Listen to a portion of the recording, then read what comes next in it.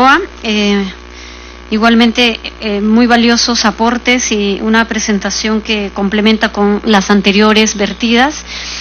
Ahora vamos a pasar a a un tercer momento en donde conoceremos de las obligaciones nacionales e internacionales para la atención de la violencia contra niños, niñas y adolescentes, y sobre todo cuál es el balance, ¿no?, en términos de cumplimiento, de efectividad, y qué desafíos tenemos para poder avanzar como tarea pendiente.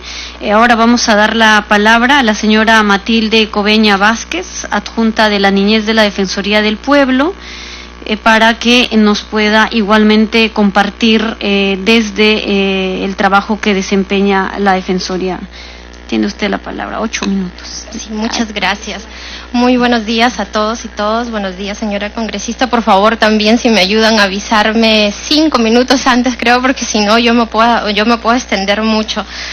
Bueno, este es un tema muy importante el que nos convoca, y agradezco por esta invitación en nombre del Defensor del Pueblo y también de todo el personal de la Juntía para la Niñez y Adolescencia, porque dentro de las acciones que realizamos para justamente proteger y defender los derechos de los niños, niñas y adolescentes, nos preocupa mucho cómo está funcionando el sistema de protección. Yo me voy a centrar básicamente en dar cuenta si tenemos o no tenemos realmente en el Perú un sistema de protección, que es el tema que nos convoca, creo, en esta mesa, ¿no?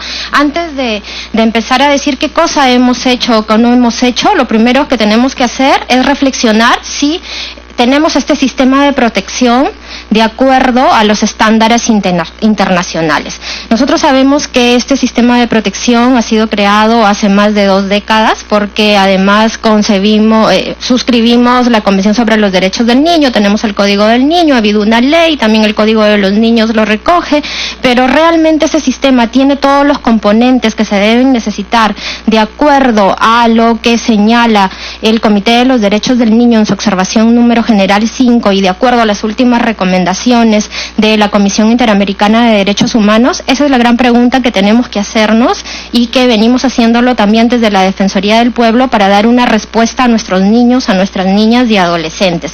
Tenemos primero desde un buen diseño de este sistema, o necesitamos fortalecerlo para que todos los servicios y todas las funciones que tienen a cargo todos aquellos actores que forman parte del sistema cumplan debidamente esa función. Si no tenemos un sistema realmente fuerte, difícilmente vamos a poder cumplir nuestras actividades. ¿Y qué necesitamos para tener un sistema realmente fuerte? Necesitamos que este sistema cumpla, en primer lugar, todas las observaciones generales del Comité de los Derechos del Niño, que es el órgano que supervisa la Convención sobre los Derechos del Niño.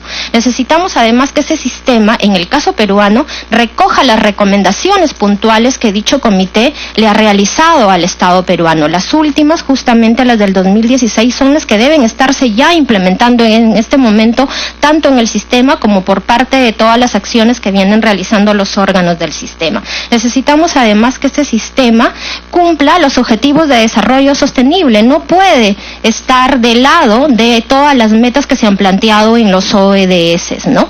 Pero además necesitamos que, además de todo este cumplimiento, realmente hay un compromiso para poder cumplir y para que realmente este sistema sea fuerte.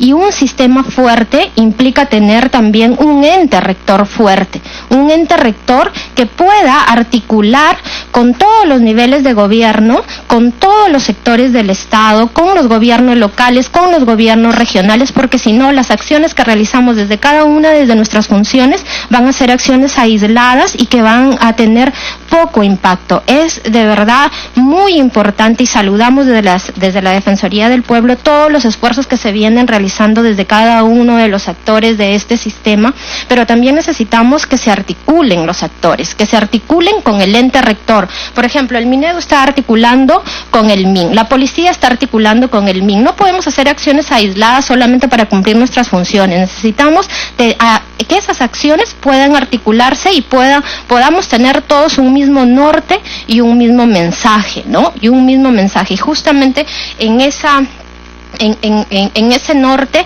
es donde está el compromiso de la Defensoría del Pueblo para hacer seguimiento a todas las acciones que realiza el sistema de protección. Pero además, ¿qué necesita un sistema de protección?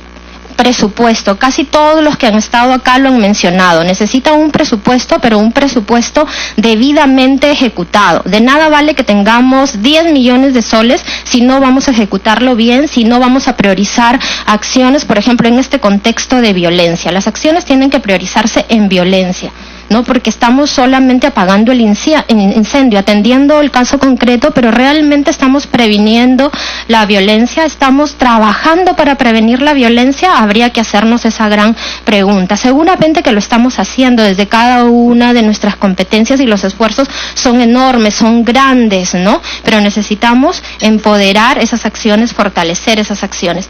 ¿Qué más necesita un sistema de protección? Un sistema de protección necesita además una política clara para luchar contra la violencia en este contexto. Un plan claro para luchar contra la violencia en este contexto, pero además necesita que recoja las nuevas problemáticas que se están presentando en el territorio peruano. Hay muchos problemas de violencia contra la población LGTBI, los niños afrodescendientes, los niños migrantes, ¿no? Temas que no habían sido contemplados, por ejemplo, en el Plan Nacional de Acción por la Infancia, porque en ese momento no los teníamos, pero que ahora necesitamos tenerlos y necesitamos verlos, ¿no? Necesitamos verlos. Esas nuevas problemáticas no pueden ser dejadas de lado y el sistema también necesita recogerlas. Necesitamos también un sistema que recoja la voz de los niños. Y es importante lo que ha mencionado el Ministerio de la Mujer hace un momento, que se están reuniendo con los CONAS, están escuchando la voz de los niños, porque no podemos seguir haciendo planes ni políticas, adultocéntricas, ¿no? Porque si no, no vamos a realmente tener en cuenta las necesidades, las preocupaciones, los sueños de nuestros niños y de nuestras niñas. Necesitamos, ¿qué más? Necesitamos un sistema que rinda cuentas, un sistema que anualmente diga cuál es la situación de la niñez en el territorio peruano, un sistema que pueda presentar su informe anual al Congreso señalando cuáles son los avances que se han logrado, qué cosa es lo que falta, cuáles son los retos, qué necesidades también tiene el propio sistema para que los demás actores e incluso la sociedad civil, la cooperación internacional puedan también colaborar con este sistema de protección a la niñez y la adolescencia.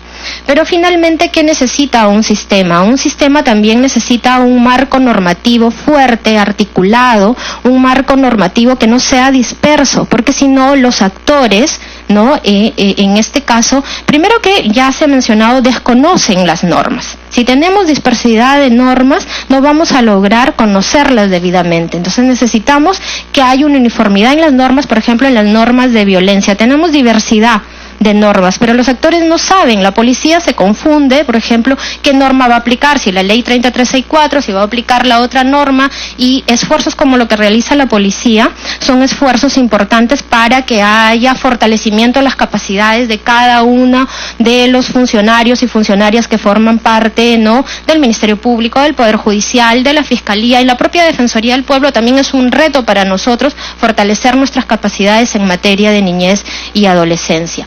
Esto es como mínimo lo que debería tener un sistema, y estas son las grandes preguntas que nosotros consideramos deberíamos hacernos más allá del cumplimiento de nuestras actividades, que las tenemos que hacer. Las tenemos que hacer, pero primero tenemos que tener claro que este sistema necesita de todos estos componentes para ser un sistema fuerte. Y finalmente, ya para terminar, porque ya creo que ya tengo los 8 minutos, en este contexto de violencia, que es también uno de los puntos por los cuales hemos estado acá reunidos, necesitamos enfocarnos en la violencia en dos ámbitos, en el ámbito escolar y en el ámbito familiar. Las quejas que recibe diariamente la Defensoría del Pueblo de violencia contra los niños tienen que ver con violencia en el ámbito escolar. Por eso nosotros también desde nuestras funciones estamos contribuyendo, sin salirnos de nuestras funciones propias de seguimiento, no de supervisión a la actuación de la administración estatal, estamos contribuyendo también con el Minedu para capacitar, difundir los derechos de los niños en la escuela, y verdaderamente sea la escuela un espacio seguro y libre de violencia, tal como se ha recomendado en el informe de violencia de las Naciones Unidas. Los niños tienen que ir a la escuela y tener una experiencia bonita, feliz de su vida. No pueden ir temerosos de que van a ser violentados por algún docente o por sus propios compañeros. La experiencia en la escuela tiene que ser la experiencia más buena de todo ser humano. No puede ser una experiencia que nos asuste, una experiencia que nos deje huellas irreparables en nuestras vidas. Por eso también la Defensoría del Pueblo va a hacer una supervisión de los lineamientos de gestión de convivencia escolar en el mes de noviembre a más de 1,000 escuelas, donde estamos ahí verificando cómo está el avance. Es poco el tiempo, es verdad, de que se han aprobado los lineamientos, pero queremos saber cuánto conocen en la escuela realmente estos lineamientos y qué problemas se están viendo, qué necesidades tenemos, y todos estos hallazgos podérselos alcanzar al Minedu para que también puedan tomar acciones y fortalecer, ¿no?, las medidas que correspondan. Quiero cerrar esto agradeciéndoles nuevamente y señalándoles que hay algo que debemos cambiar en toda nuestra actuación, ¿no? Nuestra actuación no debe ser para darles un futuro a los niños. El tiempo de los niños es ahora. Los niños son nuestro presente, los tenemos a nuestro alrededor, por eso es que están acá los niños y las adolescentes. No vamos a empezar a trabajar por los niños cuando sean adultos y lastimosamente sean vulnerados. El tiempo de los niños es ahora y tenemos que trabajar desde ahora. Muchas gracias. Muchas gracias a la representante de la Defensoría del Pueblo. Estaremos atentos a ese informe respecto al cumplimiento de los lineamientos de convivencia escolar, así como las recomendaciones, que siempre son valiosas los informes de la Defensoría, o por lo menos para nosotros son insumos elementales incluso para sustentar propuestas e iniciativas de ley, para ir a fiscalizar, para hacer control político. Así que la labor de la Defensoría siempre es y será valiosa en ese sentido. Bien, ahora vamos a dar la palabra a la representante de UNICEF, la doctora Olga Izaza, respecto a las recomendaciones internacionales del Comité de los Derechos del Niño al Perú. Muchas gracias, congresista Pariona. Es un gusto estar esta mañana acá. Un saludo muy especial para todos los funcionarios y funcionarias públicas que están presentes. Por supuesto, un saludo también muy especial para Nicole, para Jonathan y para Liv. Y también un saludo cariñoso para todos los colegas de la sociedad civil. Realmente quiero distribuir mi tiempo en 3 bloques, entonces voy a referirme primero al carácter de la Convención Internacional de los Derechos del Niño y del Comité Internacional de Derechos del Niño. En un segundo momento voy a reiterar las recomendaciones del comité que se han hecho para fortalecer el sistema de protección para niños, niñas y adolescentes, y al final quiero compartir con ustedes algunas reflexiones finales. Sobre la Convención, yo creo que estamos viviendo un momento muy interesante, y son los 30 años, el año entrante se cumplen 30 años de la Convención Internacional de Derechos del Niño. Y si los que estamos acá y tenemos edad suficiente para acordarnos cuando no había convención, podemos reconocer claramente los aportes de la Convención a la calidad de vida y a la realización de los derechos de los niños, niñas y adolescentes. Hace 30 años era impensable una reunión como la que estamos teniendo hoy, o sea, eso no cabía dentro de las posibilidades, pero eran impensables otras cosas. Era impensable la cobertura, por ejemplo, en educación básica o en vacunación o en acceso a servicios de salud. Era impensable una institucionalidad pensada para los niños y las niñas. Era impensable que hubiera un seguimiento al gasto público social de inversión en la infancia. Entonces, creemos que realmente la Convención le ha dado a los diferentes países, a los más de 190 países que la han ratificado en el mundo, solamente falta uno, que efectivamente se ha avanzado de una manera muy importante en la realización de los derechos. Pero la gran pregunta es, ¿qué sigue? ¿Para qué nos sirve la Convención Internacional de Derechos del Niño en los siguientes 30 años? Y creo que la invitación que yo haría hoy es a eso, a que entre todos pensemos cuál es el desafío que ahora vamos a tener con la Convención para renovarla, remozarla y hacerla efectiva. Y yo diría que hay 2 mensajes centrales. Uno es cuáles son los aceleradores que vamos a usar ahora para el cumplimiento de los derechos de los niños y las niñas. Si nosotros continuamos con el ritmo, digamos, de acceso a servicios, de cobertura, de inversión que se está haciendo, nos vamos a demorar muchas generaciones más para llegar a la meta que queremos llegar. Entonces, ya habiendo sentado las bases, ahora cómo apuramos una construcción firme de ese edificio de garantía de los derechos de los niños y las niñas. Y claro, todo lo que se ha dicho esta mañana acá va a ayudar a construir ese edificio, pero digo, si seguimos a ese ritmo, nos vamos a demorar más de lo deseado. Entonces, nosotros creemos que hay un acelerador central, que es el empoderamiento de los niños, las niñas y los adolescentes. Esto es una frase que podría ser bastante obvia para todos los que estamos esta mañana aquí reunidos, porque todos y todas creemos en eso, pero la pregunta es qué estamos haciendo y qué vamos a hacer para empoderar cada vez más y para darle cada vez más la palabra realmente a los niños, a las niñas y a los adolescentes, que no tiene que ver solamente con el trabajo con ellos, sino que tiene que ver con el trabajo con los adultos, para que aprendamos a escuchar y a respetar sus necesidades, sus opiniones, etcétera. Y creo que un segundo acelerador, o creemos que un segundo acelerador tiene que ver con entender que un sistema no se fija solamente en los organismos que lo componen, sino fundamentalmente en las relaciones entre los organismos que lo componen. Y varios de los presentes han hablado sobre la importancia de la coordinación intersectorial. Ese también es un término que todos usamos cotidianamente, pero que todavía no sabemos muy bien cómo se hace. O más bien, estamos empezando a ver la complejidad de la coordinación institucional y de la coordinación entre niveles de gobierno. Entonces, creemos que si avanzamos seriamente en esos dos, entre muchos otros, pero menciono esta mañana dos, esos van a ser aceleradores muy importantes de la realización de los derechos de los niños y las niñas. Dicho esto, también quiero aprovechar el escenario para contarles que el próximo 27, 28 y 29 de noviembre se está realizando en Chile una conferencia regional latinoamericana y del Caribe para reflexionar sobre justamente los siguientes 30 años de la Convención Internacional de Derechos del Niño. Están invitadas altas autoridades del país, usted, congresista Pariona, está invitada, y también nos ha confirmado la ministra de la Mujer y Poblaciones Vulnerables, también algunas organizaciones de la sociedad civil, y ya también se ha confirmado la más alta participación de los diferentes estamentos de gobierno de los demás países de la región. Nosotros queremos insistir en que esa es una oportunidad estratégica para Perú, porque Perú tiene avances extraordinarios en materia de realización de los derechos de los niños. Claro, cuando uno se sienta acá, ve todavía el camino lejos, pero también es muy agradable escuchar los avances de las diferentes instituciones, y son ejemplo en esta, fijarnos en las relaciones. Hay muchos países que podrían aprender mucho de Perú, y ustedes no pueden perder esa oportunidad de mostrar los avances que han hecho y también de aprender de otros países, de las experiencias y buenas prácticas que se han tenido. Entonces, reiterar esa oportunidad como una invitación muy estratégica, y ya que usted está tomando el liderazgo en esto, congresista, sería maravilloso poderla tener allá. Lo otro es las recomendaciones específicas del comité. Yo no me quiero detener en eso porque todos ustedes la tienen a la mano. Simplemente voy a mencionar los grandes títulos. Lo que ha dicho en general, ha dicho 6 cosas el comité a propósito del fortalecimiento del sistema de protección.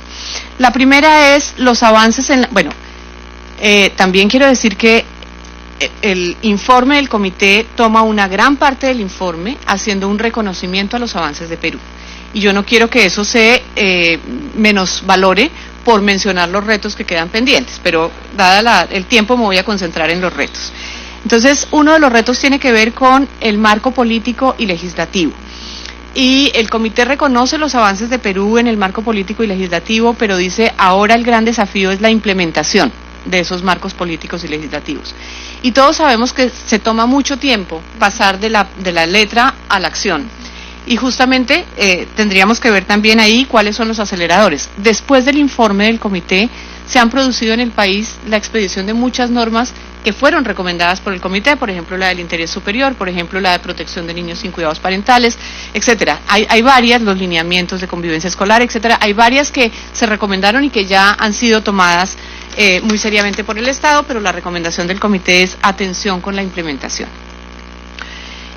Una segunda recomendación en este mismo sentido, que ya se mencionó esta mañana también, es atención con el acceso a la justicia para los niños, las niñas y los adolescentes, que tiene que ver en gran parte con la interpretación y la aplicación de los criterios del interés superior. Y Javier, aprovecho la oportunidad para decir que por supuesto vamos a revisar la solicitud y atenderla lo antes posible, pero más allá de eso nos parece que es imprescindible continuar viendo cómo es que se capacita y se especializa a los diferentes operadores administrativos y de justicia para que efectivamente se aplique el interés superior. Hay una segunda recomendación del comité que tiene que ver con la estructura de gobernanza del sistema. Y ahí el comité es muy claro en decir que celebra, la acción y la creación de la Dirección de Niños, Niñas y Adolescentes en el marco del Ministerio de la Mujer y Poblaciones Vulnerables y del Viceministerio, pero que recomienda revisar cuál es el nivel de incidencia que puede tener la instancia frente a todos los ministerios e instancias nacionales que tienen una responsabilidad para con los niños, las niñas y los adolescentes. Resalta la creación de la instancia de coordinación del PENAYA, que es por excelencia la instancia de gobernanza, pero resalta también la necesidad de tener un mecanismo para asignar metas al plan y para hacer un seguimiento especializado al presupuesto, como ya se tiene efectivamente. Hay solamente un comentario pequeño, y es que si uno mira en el presupuesto general de la Nación cuánto se invierte en prevención y atención de la violencia, es menos del 1%. Pero si eso se presenta por el lado del PENAYA, ese es el 75%. Entonces uno tiene que tener cuidado para entender que realmente se está destinando muy poca plata. Otra cosa es que en el marco de las metas del PENAYA haya una prioridad, como debe ser, en el tema de violencia, pero no es que haya suficientes recursos para ello. Cierro el paréntesis. En materia de sistemas de información, que es la tercera recomendación, se habla de los avances también que ha habido en Perú. Ustedes tienen unos sistemas de información realmente ejemplares en el contexto de la región de América Latina. Ustedes tienen información al día sobre muchos temas. Tenemos la buena noticia también hoy de la aplicación de la ENARES el año entrante, que eso, una golondrina no hace verano, dice el dicho. Entonces la aplicación reiterada de la encuesta es lo que permite que el país tome mejores decisiones. Pero el comité menciona el enorme desafío de unificar sistemas de información, de tener un sistema nominal de información que permita hacerle seguimiento a las intervenciones o a las garantías que cada uno de los niños y niñas tiene desde los diferentes sectores. No las atenciones desde salud, educación, protección, etcétera, sino Juan Pérez, cuáles son las atenciones que del Estado ha recibido Juan Pérez desde todos los sectores, y eso lo menciona el comité como un desafío.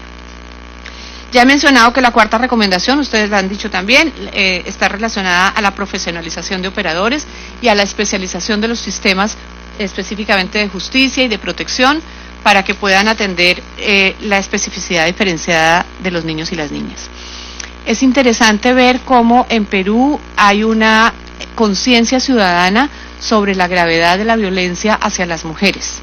Sin embargo, si uno mira los datos del Ministerio Público, entre el 2012 y el 2016, el 76% de los casos de violencia sexual en el país han sido cometidos contra niñas, niños y adolescentes. O sea, la violencia contra las mujeres en Perú tiene cara de niña y tiene cara de adolescente.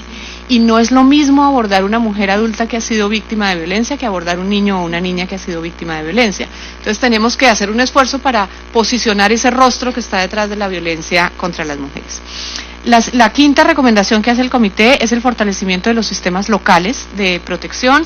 También se han dicho varios compromisos y planteamientos sobre ese particular. Solamente decir ahí que las cosas cercanas que pasan a los niños y a las niñas deben manejarse desde los lugares cercanos donde están los niños y las niñas. La violencia sucede en el hogar, en el establecimiento educativo. Manejar eso desde Lima es muy complejo porque no se logra la efectividad. Entonces eso que nosotros llamamos la motricidad fina del Estado se logra es allá en los lugares en donde están los niños y las niñas. Y finalmente el comité hace una recomendación muy específica sobre presupuesto que se dedique a los niños, a las niñas y a los adolescentes. También quiero felicitar el sistema de seguimiento que tiene Perú para el gasto público social.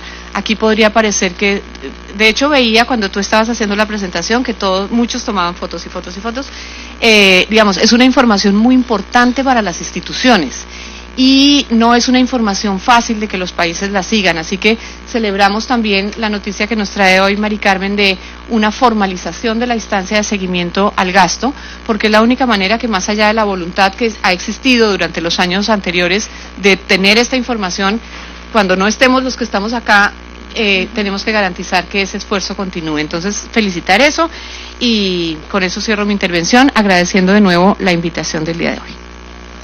Bien, agradecemos la intervención de la doctora Olga Izaza, representante adjunta de UNICEF. Importante estar al tanto sobre el estándar internacional de los derechos de los niños, porque, como bien se decía, ha sido un largo camino llegar a los 30 años para tener una convención que va aterrizándose en mejores leyes, en mejor política pública, en mejores estrategias para tratar a los niños incluso como sujeto de derecho y no solo como alguien a quien hay que proteger, hay que cuidarlo y de pronto sin considerarlo capaz, con dignidad, con derecho, como un sujeto tal cual y que no espera tener el DNI azul o ahora es el plomo para ejercer ciudadanía, ¿verdad?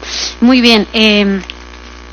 Bastante importante, la verdad, la información que recibimos, porque esto nos da un espectro mayor incluso de la necesidad de fiscalizar cada vez mucho más precisos en temas que no nos dispersen en la globalidad del tema, sino que vamos avanzando y que vamos mejorando puntualmente. Bien, ahora en esta parte vamos a escuchar a los actores, en realidad los protagonistas de la razón por la cual estamos aquí, y tiene que ver con la participación de los niños, bueno, en este caso adolescentes, a quienes hemos invitado para esta mesa. Vamos a empezar dándole la palabra a José Jonathan Hernández, delegado de la Red de Municipios Escolares de Lima, y el rol que tienen los municipios escolares en esta tarea de prevención frente a la violencia. Adelante, Jonathan. Bueno, al inicio quiero agradecer a todos por estar acá, por mostrar su parte de responsabilidad, su parte de compromiso con nosotros, los niños, niñas y adolescentes. Quiero agradecer también a la congresista por la invitación, y porque ahora estamos viendo que el Estado ya se está organizando con nosotros, los niños, niñas y adolescentes, para escucharnos. Ya están tomando interés no solo en nuestra problemática, sino también en nuestra opinión. Ahora, mi exposición va a ser breve. Quiero basarme en lo que es la Ruta Única de Atención, que fue trabajada también por Acción por los Niños, con el Ministerio Público, que se basa más que todo en lo que es prevención, detección, denuncia, seguimiento y recuperación. ¿Qué trabajo tenemos nosotros, los municipios escolares, frente a este tema tan delicado, tan difícil? Sabemos, bueno, como ya lo mencionaron también, que aproximadamente un tercio de los niños, de los casos de violencia son de los niños, niñas, son contra los niños, niñas y adolescentes. Sabemos también que aproximadamente la mitad del día activo de un niño, niña o adolescente está en la escuela. Aproximadamente la mitad del tiempo que está despierto un niño, niña y adolescente está en la escuela. Y la escuela es un factor clave para este trabajo. Ahora, ¿qué importancia tienen los municipios escolares? Conceptos básicos. Municipios escolares es una especie de, se podría decir, congreso en cada institución educativa. ¿Qué hace esa especie de congreso? Vigila, ayuda a que los demás estudiantes gocen de todos sus derechos y los gocen bien. Y por esa parte ya va la fiscalización con lo que es la dirección, con lo que es los comités de profesores, con lo que es la asociación de padres de familia. Ahora, como tal, como congreso, como un mini congreso se puede decir, recibe todas las problemáticas que tienen los alumnos, que tenemos los alumnos. Todo, del más mínimo hasta el más grave. Y es por eso que es de vital importancia, porque nosotros llevamos la voz de los demás estudiantes.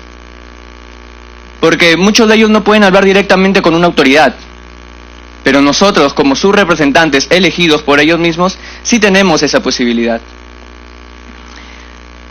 Y esa es una manera de una comunicación directa de los problemas que nos aquejan. Con términos de violencia. En términos de violencia quiero basarme en 3 tipos de factores o de individuos que aquejan en esto. El primero es el violentador, agresor. Ya sea profesor, ya sea entre mismos compañeros, ya sean quizás personas de servicio. Ahora, vamos con la víctima, con el agredido, sea alumno, niño, niña o adolescente. Aunque básicamente cuando hablamos de violencia, bueno, en este caso violencia sexual, nos basamos más en lo que son las niñas. Pero tampoco hay que dejar de lado la violencia que ocurre contra los niños y adolescentes. Ahora, el tercero, y creo que es el más importante y con el que el gobierno necesita y debe trabajar, es el espectador, el que ve y no dice nada. Es una especie de cómplice, pero de cómplice a la acción para ayudar a esa víctima y también ayudar al agresor, no hay. Y bueno, en este caso ya, yendo en un término más externo, es el caso de los directores. Les comento algo breve. En mi colegio ocurrió un caso de violencia, de un profesor contra un alumno, de mi profesor contra mi compañero. Mi profesor agarró a cocachos a mi compañero. Y yo, al ver esa situación, me paré y le dije, profesor, ¿qué tiene? Quería golpearme a mí y le dije, profesor, atrévase a golpearme. Y me retiré del salón y me fui directamente a la dirección. Pero lamentablemente, ese caso quedó allí. El dirección escuchó, se hizo comunicación a PAFA, pero de ahí no sucedió nada más. Y el profesor hasta ahora sigue enseñando. Y bueno, ahí vemos que en el caso de la dirección o las autoridades del colegio tienen una responsabilidad muy grande con lo que es el apoyo a los municipios escolares y a los estudiantes. El siguiente es, en el colegio tenemos a profesores capacitados para atendernos. Incluso ya lo reconoció la congresista, que la gran mayoría de profesores necesita una capacitación, pero una capacitación articulada. Nosotros, al querer quizás denunciar, se podría decir denunciar casos o tipos de violencia, acudimos a profesores y muchos de ellos no tienen esa información para poder decirnos, puedes ir acá, tienes que ir acá, te acompaño si deseas. No las tienen. Y creo que se debe trabajar en eso también. Ahora, sonó algo muy importante, que es la articulación de los distintos entes. Y eso fue lo que me agradó y por eso estaba apuntando. De la articulación que tienen que tener todos para ayudarnos a nosotros como municipios escolares y nosotros a la vez ayudar a los demás compañeros. ¿Por qué? Porque nosotros como municipios escolares recibimos bastantes invitaciones para nuestras instituciones. Va a venir representante de tal ministerio a dar una charla o algo así. Pero siempre tenemos acá, allá, acá, allá. En el caso de violencia, siendo puntual, ¿qué factores tienen que intervenir? Ministerios de la mujer, Ministerio de Desarrollo, en este caso Ministerio del Interior también en casos de denuncias y toda esa cuestión. Y eso es lo que nosotros como municipios escolares queremos y necesitamos.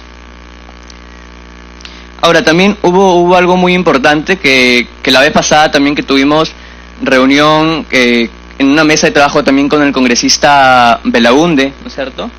También estaba presente acá, estaba Mariela, y conversamos sobre el portal CICB. El CICB es un portal, diciéndolo así nuevamente, donde nosotros podemos hacer la denuncia, pero acá hay un problema, un grande problema, que no todos nosotros, los niños, niñas, adolescentes, estudiantes, tenemos el conocimiento necesario, la información a ese portal. Ese portal es muy importante, pero recordemos dos cosas. Uno son los datos o son las denuncias mostradas y otra cosa son los datos reales. Una cosa son las denuncias y otra cosa son los que no denuncian más las denuncias. O sea, y allí hay una gran diferencia. En el caso del portal CICB, nosotros para poder ingresar a ese portal tenemos que tener un código, ¿verdad? Y ese código no lo tiene el director. Cualquiera puede ser cualquier persona. Se tiene que registrar sus datos. Yo tenía entendido que para ingresar al CICB... Para el seguimiento. Exacto. Seguimiento Claro. Ya. Claro. En el caso del seguimiento de dirección, ¿qué pasa si ese director, qué pasa si tenemos un director, nosotros como niños, niñas, adolescentes tenemos un director que no está comprometido, o digámoslo así, él es el acusador, es el agresor? ¿Quién hace el seguimiento allí? Y nosotros como niños, niñas, adolescentes estamos como que dependemos de ellos, y es por eso que tenemos que trabajar también con lo que es las direcciones. Ahora, con los espacios de denuncia. Muchos de nosotros, niños, niñas y adolescentes, yo incluso voy a hacer encuestas a los colegios sobre si se sienten seguros del sistema de justicia que tienen para que ellos puedan denunciar los casos de violencia en sus instituciones.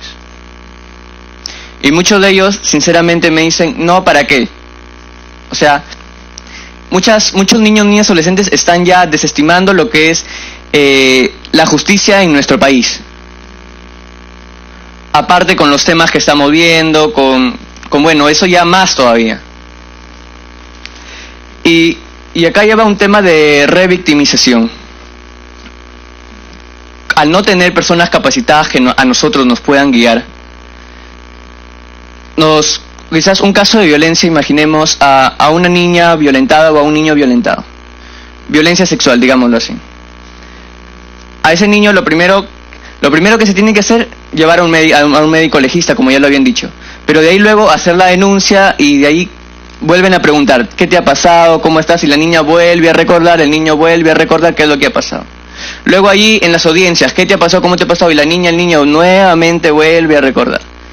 O sea, estamos viendo ya que tenemos que tener una articulación, y en esa articulación sacar todo, hasta las mínimas características para poder solucionar esos casos. No tratar de confundirnos allí, porque de irnos para acá, irnos para allá, pasan 3, 4 meses, medio año, y el proceso sigue ahí. El proceso sigue, la niña sigue respondiendo las preguntas de qué te pasó, qué te está pasando, qué quieres, cómo fue, y no hay una solución inmediata. Bueno, tampoco pidamos inmediata, pero no hay una solución a corto plazo. Y bueno, ya con el tema de reinserción, ese es un tema muy muy interesante que también necesitamos que trabajen en ello, porque muchas víctimas ya se sienten con vergüenza, su autoestima está por los suelos. Vergüenza al regresar al colegio, porque obviamente los alumnos están enterados, los profesores están enterados, y al momento de volverse a integrar a un colegio, a una institución, quizás si es que el director no ha sido separado del plantel ya, va a seguir viendo a ese profesor.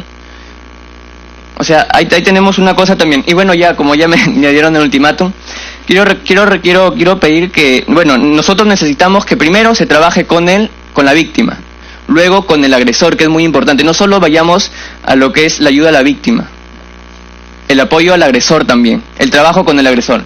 Y otro es el apoyo y el trabajo con lo que es el espectador, con el que ve y no dice nada y no hace nada. Bueno, muchas gracias. Muchas gracias, Jonathan, por tu... Pueden aplaudir, por favor.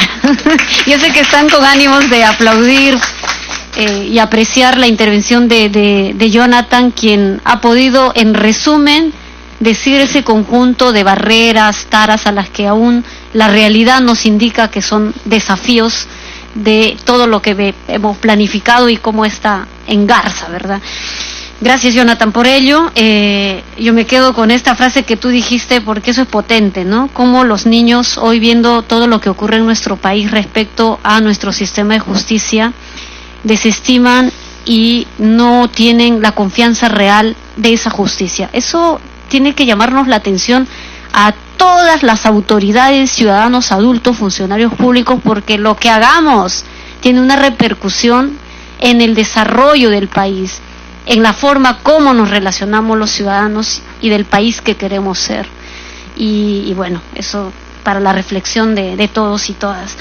Ahora vamos a